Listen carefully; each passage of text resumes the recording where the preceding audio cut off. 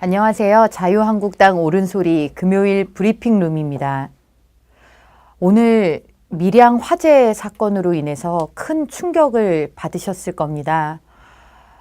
그 화재가 정말 몇 번째 나는 건지 제천 화재 참사로 인해서 29분의 고귀한 목숨을 잃은 지 불과 얼마 만에 또다시 이런 사건이 터지고 말았습니다. 유명을 달리하신 분들의 명복을 빌며 자유한국당도 사태 수습과 그리고 이런 일들이 정말 우리 사회에서 사라질 수 있는 방법이 무엇이 있는지 적극적인 대처를 위해서 만전을 기하도록 하겠습니다.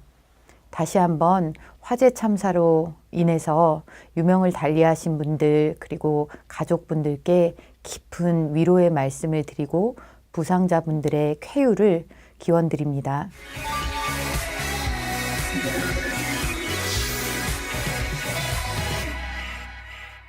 한 주간 참 많은 일이 있었습니다. 평창올림픽 이제 2월 9일이니까 정말 코앞으로 다가왔습니다. 그런데 여러분들은 언론을 통해서 평창에 무엇을 보고 계신가요? 평창 경기장 개막식장의 모습을 보고 계신가요? 아니면 자원봉사를 위해서 분주히 뛰고 있는 그런 자원봉사자들의 활기찬 모습을 보고 계신가요? 아니면 그동안 누구보다도 간절히 평창올림픽, 동계올림픽을 기대하며 준비를 해왔던 우리 강원도민들의 그런 기대와 또 활기를 보고 계신가요? 안타깝게도 평창올림픽을 코앞에 두고도 우리는 여전히 북한의 늪에 빠져 있습니다. 현송월이 다녀갔을 때 과잉 의전 문제를 비롯해서 이제 우리나라에서 북한의 마식령 스키장을 보러 갔다는 사람들, 장관을 비롯해서 이런 점검단들이 도대체 어디에서 어떤 대접을 받으면서 무엇을 했는지 북한에 갔다는 사실은 알려졌는데 거기서 어떤 일이 있었는지는 우리 국민들에게 하나도 제대로 알려진 것이 없습니다. 마식령 스키장은 북한 김정은은 자신의 치적이라고 내세우고 있지만 굶어 죽고 그리고 열악한 인권 상황 속에 있는 주민들을 동원해서 만들어진 그야말로 북한의 인권 탄압의 상징과도 같은 곳입니다. 그런데 이곳에서 멀쩡한 선수들을 데려다가 훈련을 하겠다는 이 현실이 참으로 아이러니합니다. 개막식 전에 전야제에도 온통 북한에게 헤게모니를 빼앗겼습니다. 전야제를 금강산에서 열겠다라고 합니다. 더욱 기가 막힌 것은 2월 8일 개막식 하루 전 북한은 건군절을 기념하는 평양에서 대대적인 열병식을 진행할 거다라고 합니다. 우리 정부는 북한을 참가시키고 북한과 단일팀을 한다면서 멀쩡한 태극기도 내려놓고 우리나라의 애국가도 지워버리고 그러고 있는 와중에 한미연합 군사훈련까지 중단하면서 북한의 비위를 맞추고 있는데 그 대가로 돌아온 것이 세계인의 이목이 대한민국을 향해 쏠린 바로 그날 축제의 밤이 되어야 할 전야제를 북한의 무력 시위를 고스란히 보여줄 북한의 열병식이 차지하게 되었다는 것입니다. 개인과 개인의 관계 속에서도 이 정도 무시면 다시 보기 어려운 그런 관계가 아닐까요? 도대체 우리 정부는 무엇이 두렵고 무슨 눈치가 보여서 이렇게 국민들의 자존심에 깊은 상처를 내는 끌려다니기를 계속하고 있는지 모르겠습니다. 우리 정부는 한술 더 떠서 북한의 대변자를 자처하기도 했습니다. 북한이 2월 8일 열병식을 하는 것은 우연의 일치일 뿐이다라는 것이죠. 그러나 북한은 4월 25일 김일성이 항일 유격대를 조직했다라고 주장하는 그날을 건군절로 기려왔습니다. 2015년 김정은 주도하에 2월 8일을 실제 인민군을 창설한 날이다라고 기리기는 했지만 대대적으로 열병식을 연 적은 단 한 차례도 없습니다. 평창 동계올림픽이 열리는 개막식 그 하루 전 전야 이 날을 노리지 않았다고 그 누가 말할 수가 있겠습니까? 우리는 이런 북한에 비해서 참으로 보여주는 모습이 한심하기 짝이 없습니다. 우리는 북한의 심기를 거스를까봐 국내 반발에도 불구하고 앞서 말씀드린 대로 한미연합군사훈련을 4월로 연기했고 그리고 휴식차 부산항에 입항하려던 미국 핵잠수함 텍사스함을 보는 눈이 많으니 눈에 잘 안 띄는 진해기지로 입항하라고 했다가 이 잠수함이 주일 미군 기지로 돌아간 그런 일까지 있었습니다. 공군 차기 전투기 F-35A 1호기 출고식 행사에 송영무 국방부 장관의 축하 메시지 전달 계획도 취소해버렸습니다. 상륙 기동 헬기 마리논을 도입한 해병대는 북참수 또 북침투 작전에 투입한다는 식의 홍보는 자제하라는 지시를 받았습니다. 태영호 전 영국 주재 북한 공사는 평창 올림픽 기간 동안 공개 활동을 자제하라는 권고를 받아야만 했습니다. 이런 식으로 북한에게 끌려다니고 북한의 눈치를 보고 북한의 심기를 보자 하는 올림픽을 평화 올림픽이라고 할 수 있을까요? 평화라는 것은 일방적으로 구걸해서 얻어지는 것이 아니라 무력을 쓰려는 상대, 폭력적인 상대, 호전적인 상대가 그 의지를 꺾을 때에만 가능한 것이 평화가 아닐까요? 우리 정부는 남북 고위급 회담에서 비핵화 얘기를 꺼냈다가 북한의 리선권이 노발대발 반발하자 그 얘기는 쏙 집어넣어 버렸습니다. 북한과 마주하는 이유, 북한과 대화해야 하는 유일한 이유, 그 이유가 북한의 비핵화와 그리고 북한의 무력 도발에 대한 의지를 꺾는 것이라는 사실을 우리 정부만 잊고 있는 것입니다. 오죽하면 대한민국 평창 동계올림픽이 평양올림픽이라는 그런 국민들의 지탄을 받겠습니까? 이제는 세계 언론까지도 우리나라를 향해 그런 목소리를 보내오고 있습니다. 상황이 이렇게 됐는데도 도대체 왜 그런 이야기를 하는지 이해하지 못하겠다는 우리 정부. 이런 모습이야말로 오만과 불통의 정부 모습일 것입니다. 이제 한 걸음 더 나아가서 야당들이 평창 동계올림픽을 망치려 하는 것인가? 평화를 원하지 않는 것인가? 라는 으름장을 놓고 있습니다.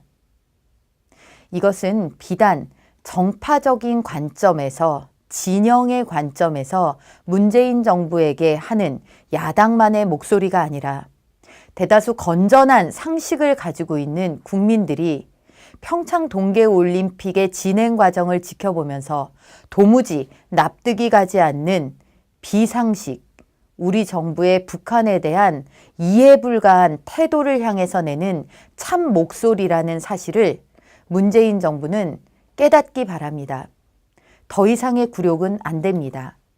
북한의 열병식 포기와 그리고 비핵화에 대한 진전된 태도가 없다면 평창 동계올림픽은 평화의 터전을 까는 장이 아니라 북한에게 무력 시위의 기회를 제공하고 그것을 전 세계에 퍼날라주는 도구이자 북한에게 시간만 벌어주는 그런 장으로 전락하고 말 것이라는 사실을 명심하시기 바랍니다.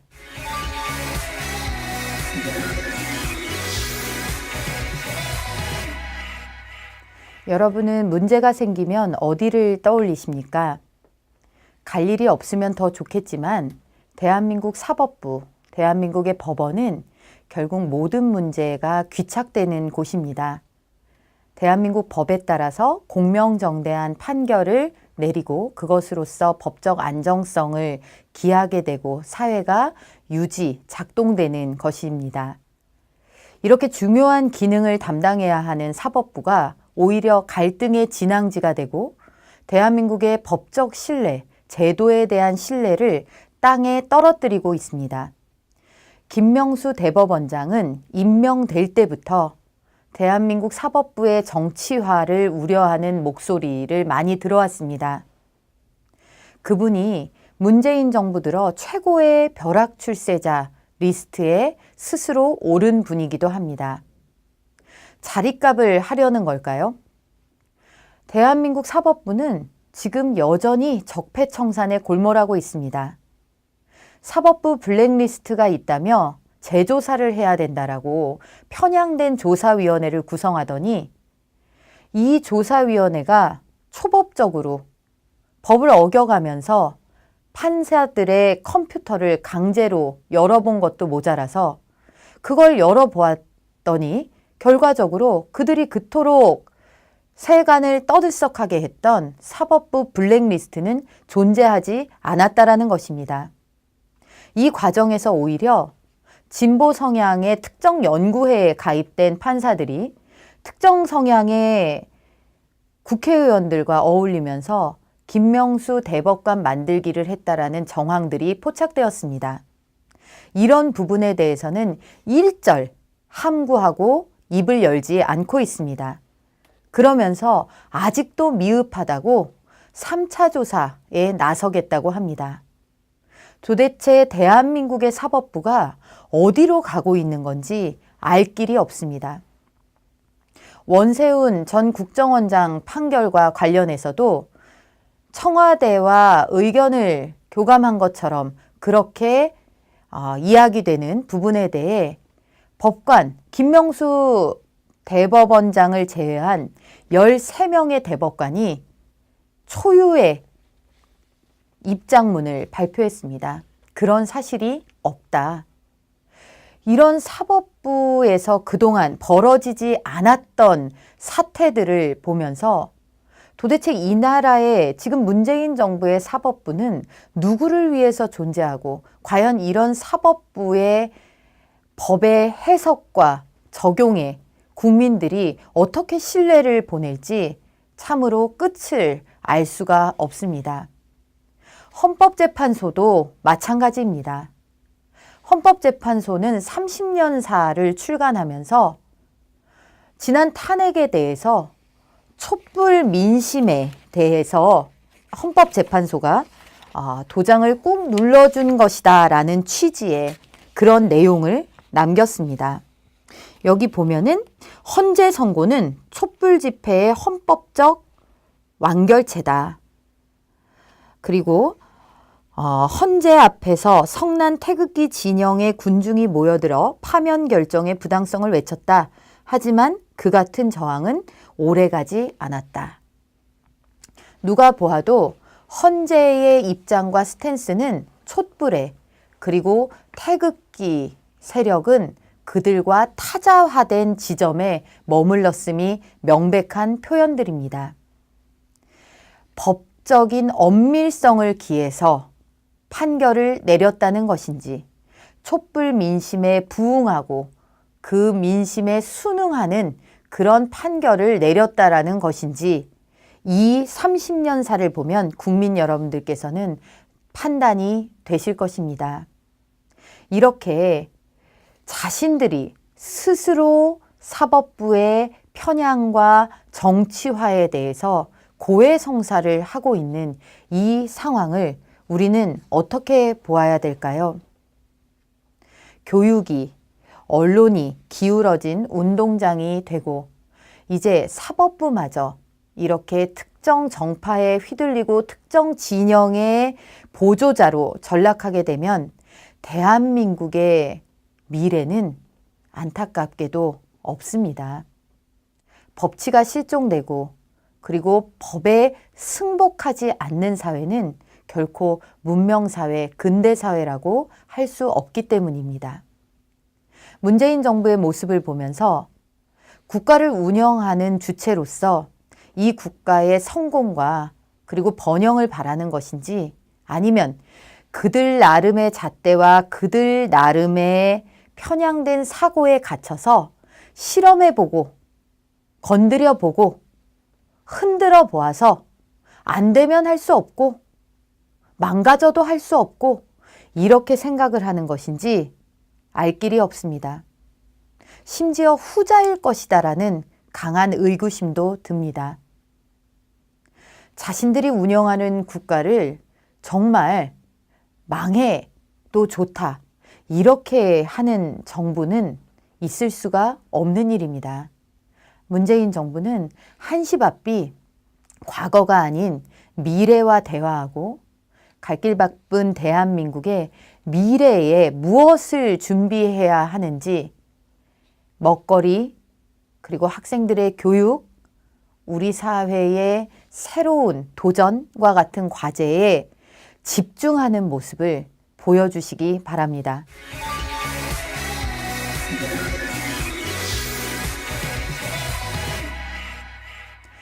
지금 다보스 포럼이 스위스에서 열리고 있습니다.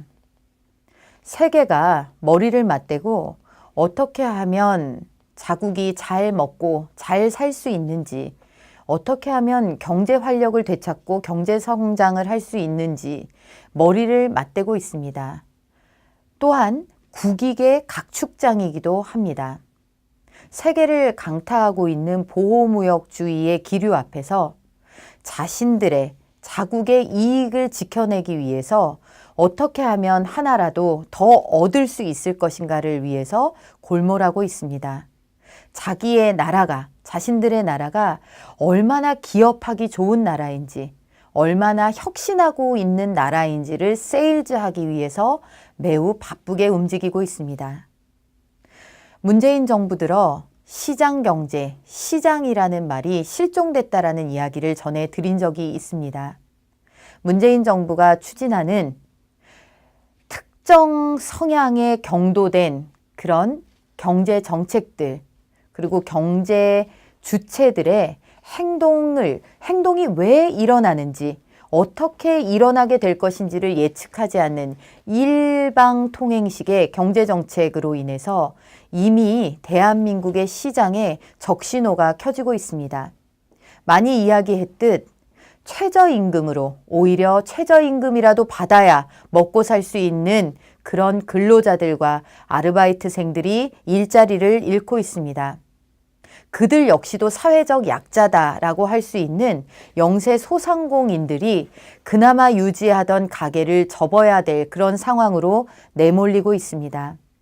청년에게 기회를 열어주겠다는 문재인 정부가 오히려 통계를 측정한 이후, 통계를 산출한 이후 최고의 청년 실업률을 구가하고 있습니다. 온통 장밋빛 공약을 내놓았지만 그 고지서는 결국에 국민들이 받아들게 되었습니다. 당장 이번 달부터 건강보험료가 올라갑니다. 얼마나 더 세금이 오를지 알 수 없습니다. 정부는 과거 노무현 정부가 했듯이 보유세 인상 카드를 만지작거리고 있습니다. 많은 사회적 갈등과 그리고 집 하나로 정말 노후의 생활을 하고 있던 사람들, 이런 사람들에게까지 큰 타격을 주었던 종부세 파동이 재탕될 그런 위기에 놓여 있습니다. 문재인 정부는 이제 먹고 사는 문제에 골몰해야 합니다. 일자리를 기업과 민간이 만드는 고정관념에서 탈피해야 한다라고 대통령께서 말씀하셨다는 언론 보도를 보았습니다. 그것이 고정관념일까요? 세계 역사 속에서 다른 나라의 모든 사례들이 증명하는 그 자명한 이치를 고정관념이라고 치부하는 그런 대통령의 리더십과 그 정부 하에서 얼마나 많은 대한민국의 일자리가 사라지고 얼마나 많은 기업이 해외로 탈출할지 우려스럽습니다. 문재인 정부가 과거사 들추기, 정치 보복 이런 것에서 벗어나서 거기에 쏟았던 열정의 반만이라도, 거기에 쏟았던 집요함의 반만이라도 어떻게 하면 우리 경제가 살아날지, 어떻게 하면 정말 기업들이 투자하고 사람들을 더 뽑게 될지에 골몰해 주시기 바랍니다. 날씨가 너무나 차갑습니다. 안보도 경제도 그리고 우리에게 희망의 메시지를 던져 주었어야 할 평창 동계올림픽도 이런 강추위를 녹여내지 못하고 오히려 이런 추위의 체감도를 더 올리고만 있는 것 같습니다. 그래도 깨어있는 목소리와 그리고 국민들의 이런 바른 시각들을 담아내기 위해서 자유한국당은 더욱 열심히 노력하도록 하겠습니다. 그럼 다음 주에 찾아뵙겠습니다. 감사합니다.